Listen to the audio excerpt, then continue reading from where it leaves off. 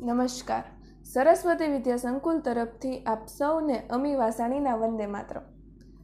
મિત્રો, આજની મારી હું શરૂઆત એક પંક્તિથી કરીશ कि मैं भारत की वो बेटी हूँ जो रोज सुबह नए ख्वाबों से सीती हूँ कि मैं भारत की वो बेटी हूँ जो रोज सुबह नए ख्वाबों से सीती हूँ और शाम को दिन ढलने के बाद उसे नम आँखों से पीती हूँ और शाम को दिन ढलने के बाद उसे नम आँखों से पीती हूँ. જી હા મિત્રો, આજે વાત કરવી છે મારા દેશની, મારા ભારતની, મારા ભવિષ્યના ભારતની.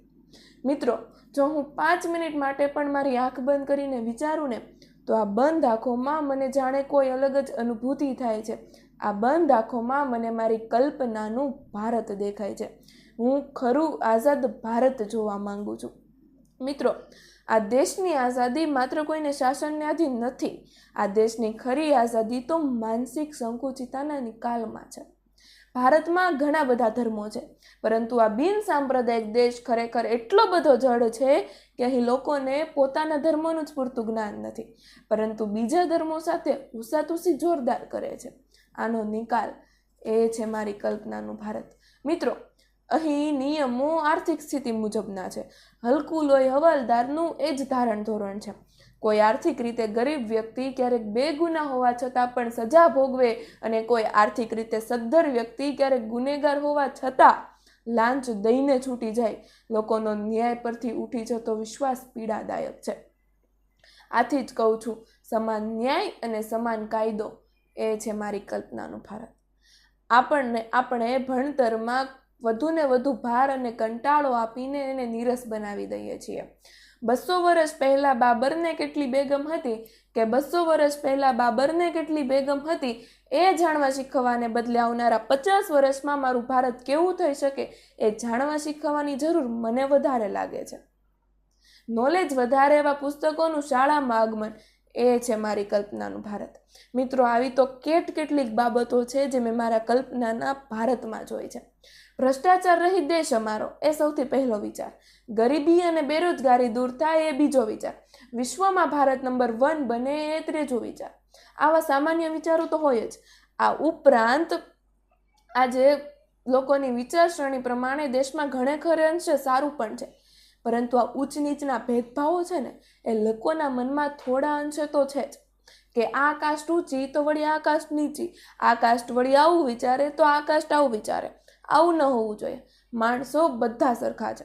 અને આજે જો ગવર્મેન્ટ ડિપાર્ટમેન્ટમાંથી કોઈ સવલત મળે તો નકલી ડોક્યુમેન્ટ બને, જેનાથી જરૂરિયાતવાળા લોકો તો વંચિત જ રહી જાય, પરંતુ જે ખરેખર સક્ષમ છે ને એ લાભ લઈ લે.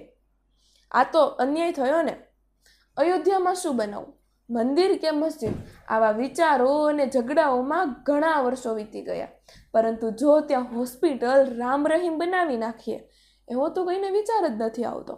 અને રાજકારણ તો એટલી હદે નિમ્ન થઈ ગયું છે કે કોઈ બાળકને નેતા તો બનવું જ નથી. 80 વર્ષ પહેલા જેમ અડધી રાત્રે મારો દેશ આઝાદ થયો હતો ને એમ અડધી રાત્રે હું એક સ્વપ્ન જોઉં છું. અને સ્વપ્નમાં જે હોય છે ને મિત્રો, એ છે મારી કલ્પનાનું ભારત. મિત્રો, હું સ્વપ્નમાં જોઉં છું કે 15મી ઓગસ્ટ બાદ 16મી ઓગસ્ટે મારા દેશનો કોઈ સામાન્ય નાગરિક ગવર્મેન્ટ ઓફિસના ધક્કા ખાતો નજરે ન ચડે અને મારા દેશનો રાષ્ટ્રધ્વજ કોઈ ગાડીના વ્હીલ નીચે ન કચડાય. સરદારને ફક્ત પાટીદાર ને ભીમરાવને ફક્ત દલિતો સુધી સીમિત ન રાખતા મારા દેશવાસીઓ તેને આઝાદ ભારતના લડવૈયા તરીકે ઓળખે. કોમવાદ અને સ્વાર્થની વૃત્તિ એ મારો ભૂતકાળ. એ છે મારી કલ્પનાનું ભારત.